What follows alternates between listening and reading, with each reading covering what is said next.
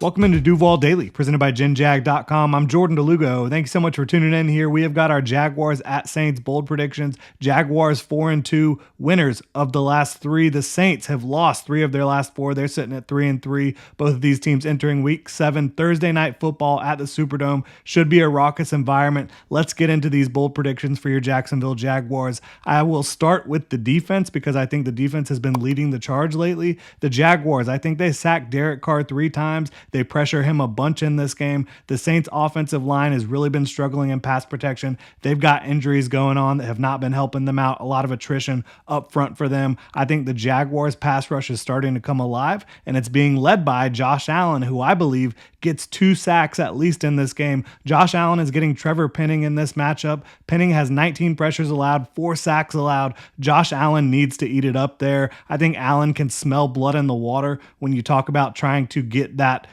top sack mark in the NFL right now, and trying to get the franchise record, single season franchise record for the Jaguars that he's been chasing for the last several years. I think Josh Allen's really looking to get that. I think he is closing in on it. I think he is in the midst of one of the best seasons you're going to see from a Jaguars defender in a very long time. Now, at the offensive side of the ball, I've got Travis Etienne with 100 total yards. He's the engine for the Jaguars right now. He's the best player on the offensive side of the ball for them right now, at least in terms of the skill position players, and they've got a lot of guys playing at a high level. Etienne is just really excelling in this offense with his slipperiness, with his speed, his contact balance. Travis Etienne is the real deal. The Jaguars have no reason to go away from that formula on Thursday night. Short week, your quarterback's banged up. Obviously, I think you're going to lean on Travis Etienne. I think that you're also going to lean on your 12 and 13 personnel. The Jaguars have been running it a lot lately. I think it's going to help them get into this New Orleans Saints. It's going to be a physical game. The Saints have a really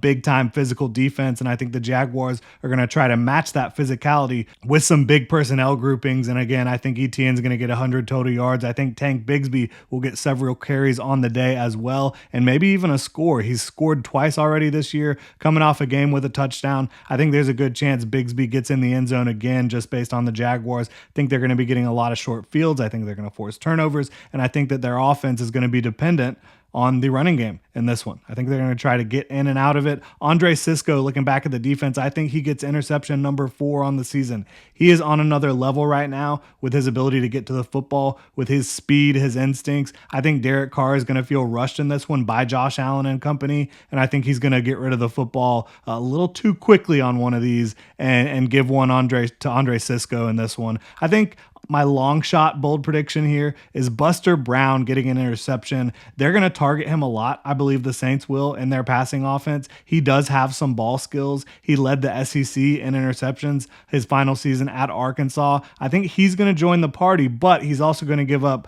quite a few yards through the air, at least 60 yards allowed in primary coverage for Buster Brown, in my opinion. But I think he'll make Derek Carr pay once. Jaguars stop the run. They force turnovers. They stop the Saints. I think they win in NOLA 24-16. That is obviously dependent on Trevor Lawrence playing in this game. If Beathard is the starter for the Jaguars, I think it's much more of a coin flip. I think either team could win it. Still, I'll take the Jags by a hair even in that situation because I think they have better talent, better coaching, and I think that they are just a team that is moving in a much better direction right now than the Saints. I think there's some internal turmoil with how things are going on the offensive side of the ball for the Saints. Everything has not been cohesive. I don't think that the offensive coaching and coordination has been all that impressive so far. I think the Jaguars are just moving in a much better direction. I think they're a more confident football team overall. So I've got the Jaguars winning this one. Really appreciate y'all tuning in. If you enjoy the content, please like, subscribe, hit that notification bell. You can also check out genjag.com/shop.